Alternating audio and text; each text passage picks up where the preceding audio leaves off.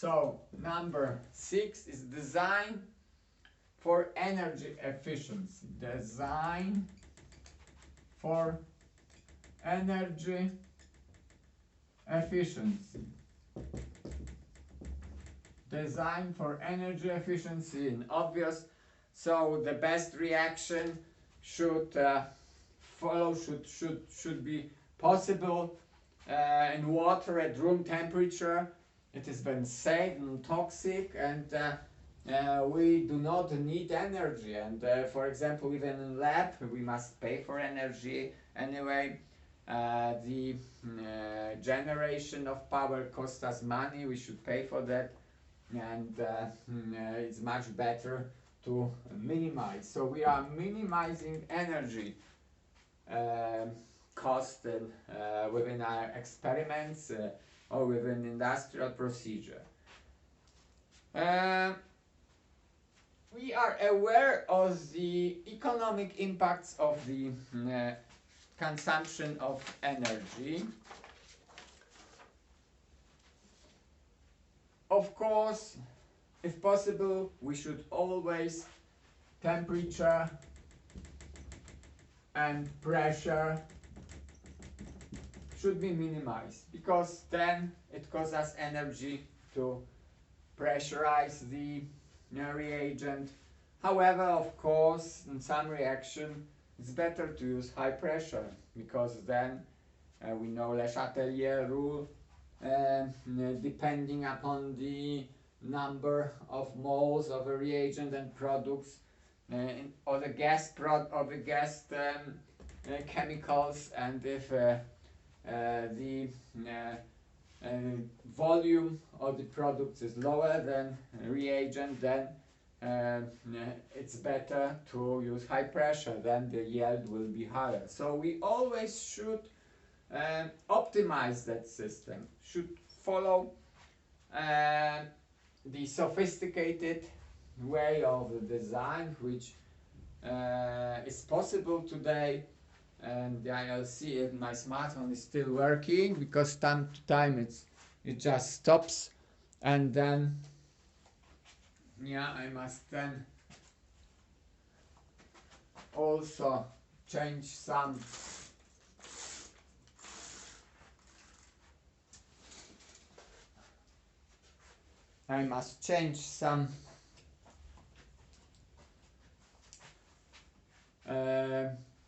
lighting here, because I see that then, yes, now we have better movie than previously, because then the light is reflecting on the table and you cannot see what's on that. And 7 is use renewable feedstock. So renewable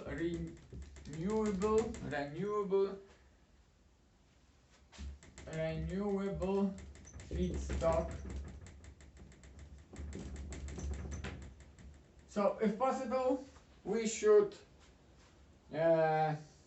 purify, let's say, the catalysts or other auxiliaries that are generated as byproducts or waste in our reactions, and we should once more use that in the next reaction, because it's cheaper, and then the impact for the environment is lower. It does not bring any waste problems.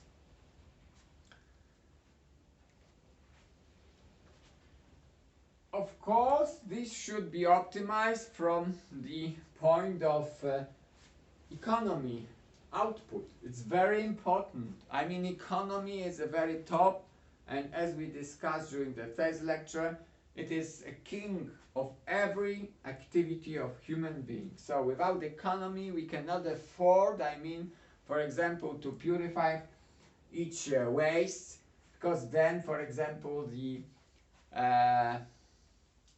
drugs will be extremely high priced, and no one could afford that. So it will be completely impractical.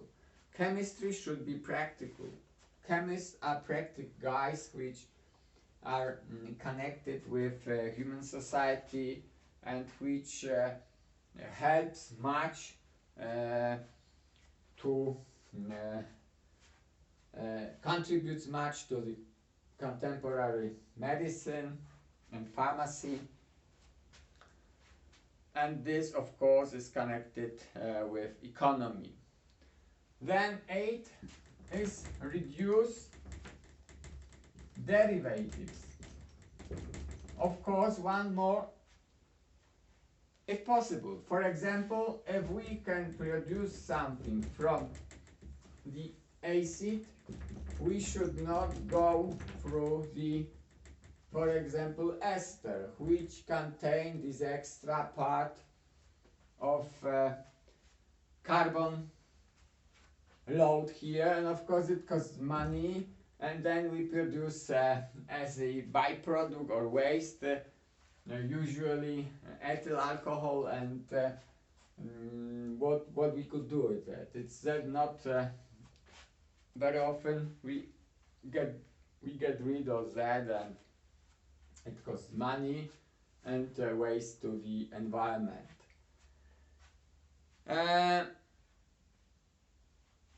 Of course, we have in chemistry blocking or protective group, and some, of course, chemicals or auxiliary to their protection, temporary modification of physical or chemical problems is often also needed to perform an efficient reaction, and then not always we can get rid, or we can follow the reaction on the function without derivatization of that group. And I mean, a very large part of chemistry is supported by this derivatization chemistry. A lot of that, I mean, and we'll discuss some of that during discussing retrosynthetic analysis, but still not during such general rules.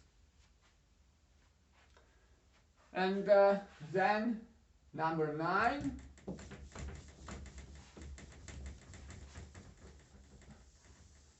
is use as much catalysis as possible. So 9 will be catalysis. And basically what is catalysis is that we can use not stoichiometric method. So we have reagent, we have products, and a catalysis here, which is in a very, very low amount. So this means that if something can be used in very small amount, that we are not generating waste, and that it's cheaper usually. So even if a very high cost, if catalysts are, if the cost of catalysts are high, we can still keep the total cost of the synthesis low, because the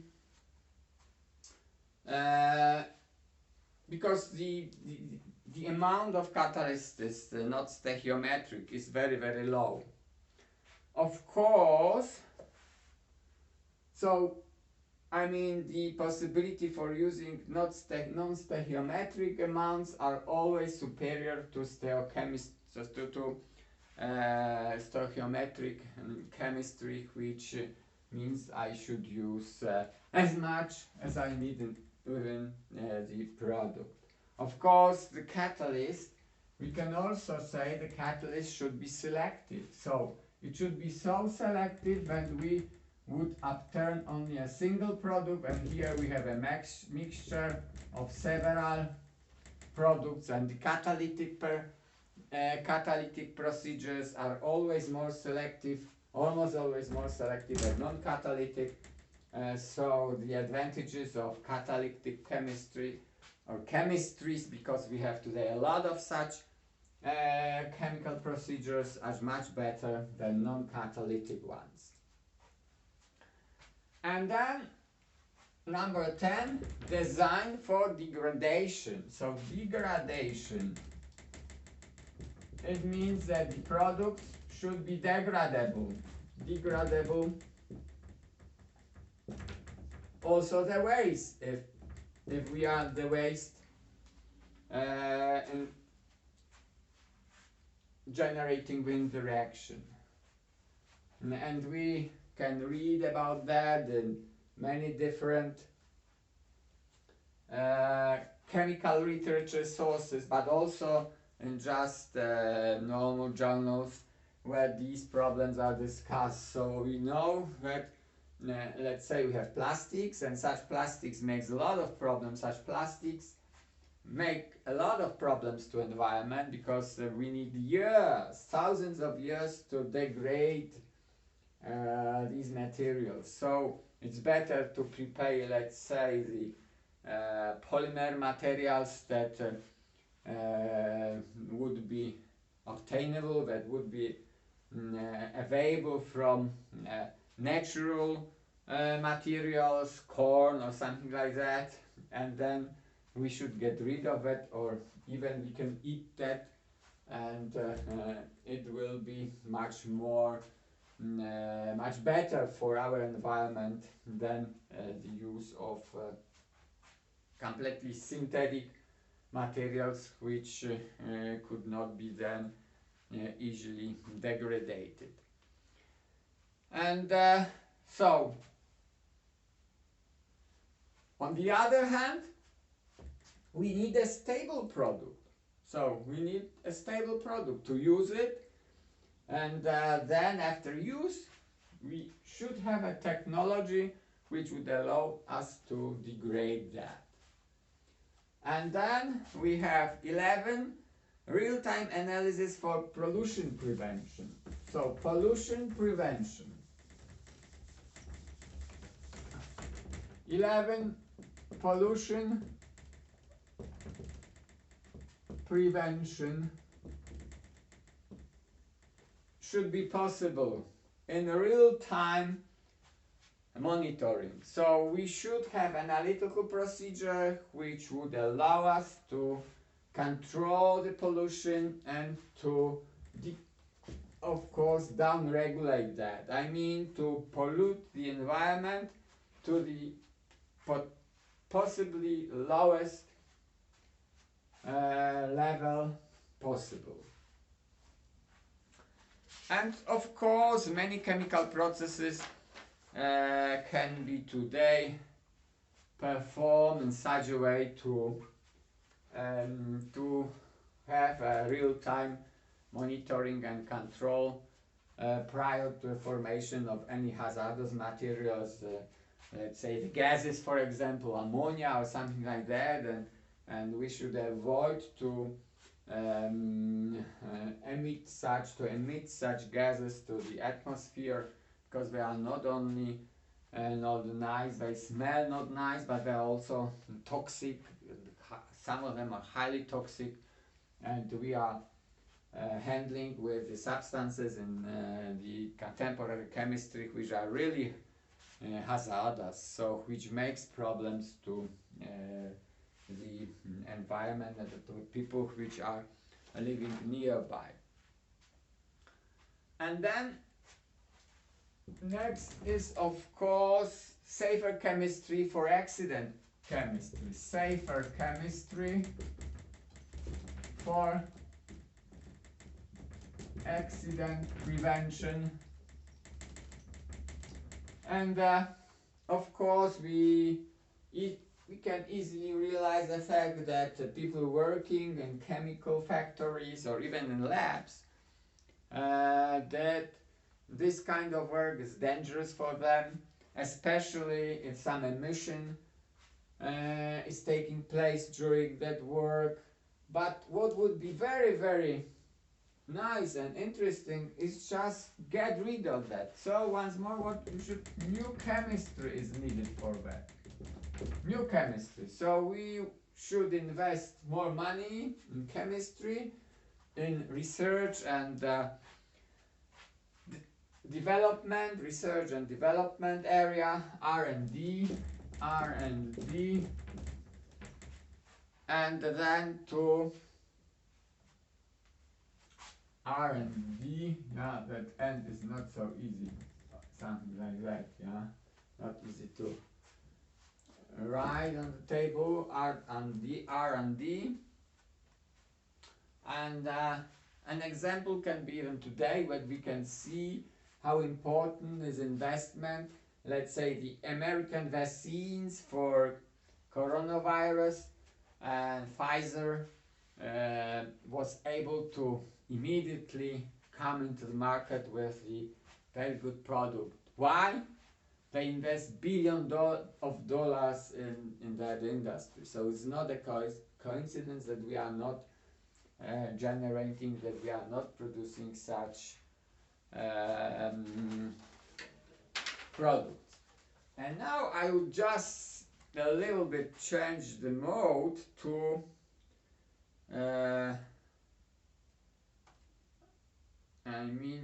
just to show few slides. Yeah, to show a few slides.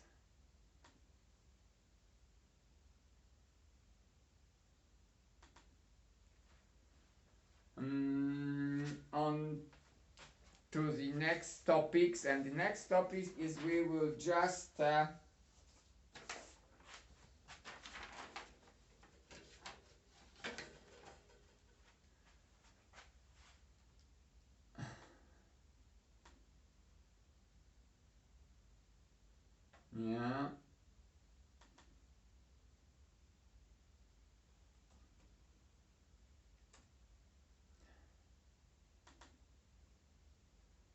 Yes, so I try to make available these.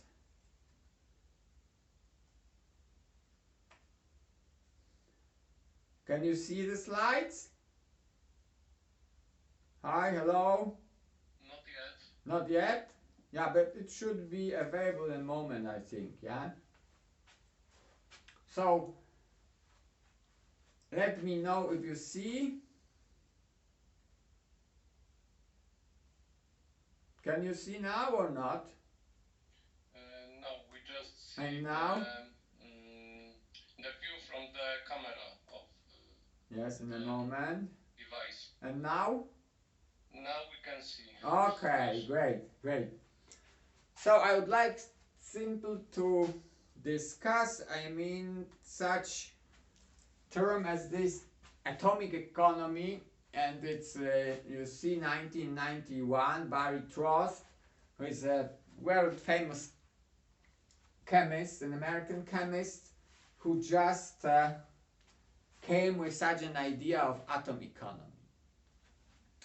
And of course we should be aware of fact that during planning a synthetic growth, chemists must consider the reagents required to convert one functional group into another, the presence of other functional groups in case also they react this, and the condition required, temperature, pressure, catalyst, the rate of the reaction, the yield, the financial economy, so the costs of the, let's say, the reagents, the auxiliaries, the solvents. We are now aware of that, what all of that means, because we discussed that in previous 15 minutes, in previous, or in this small movie. I don't know, because each movie is about 15 minutes, so maybe it is in that part or in previous part on the presentation of the today presentation. We should be aware of the generating of optically active products, and in optically active products, then let's say if two products is possible, and then we have two possible products, and for example of the RNS absolute configuration, and if we need only a single one, then this is simply a waste. So we should be aware of that, and we, for example, efficient synthetic methods required to assemble complex molecular array include reactions that are both selective, chemo, regio, diastereo, enantio, and economical in atom count, maximum number of atoms of reactants appearing in the product. So what we discussed very briefly for that green chemistry rules. Methods that involve simply combining two or more building blocks with any other reactant needed only catalytically constitute the highest degree of atom economy. Transition metal catalyzed methods that are both selective and economical for formation of cyclic structures of great interest for biological purposes represent an important starting point for this long-term goal. The limited availability of raw materials combined with environmental concerns required the highlighting of these goals. And just a second, because I have phone and must answer that. No, słucham. No, sekundę, bo mam wykład, no.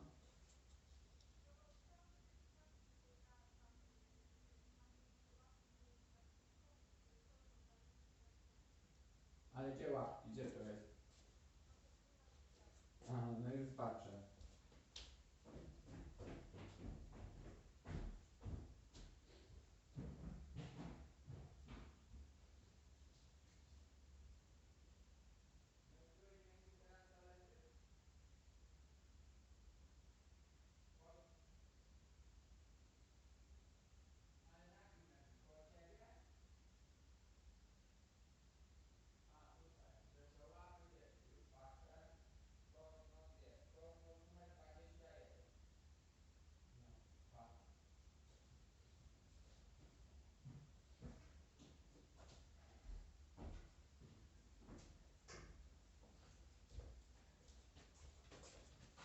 Okay, really sorry, but it was my wife, and you know I'm afraid of my wife, so I had to answer a phone.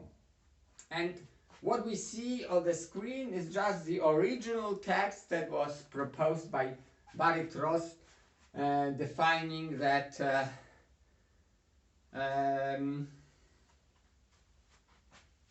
term of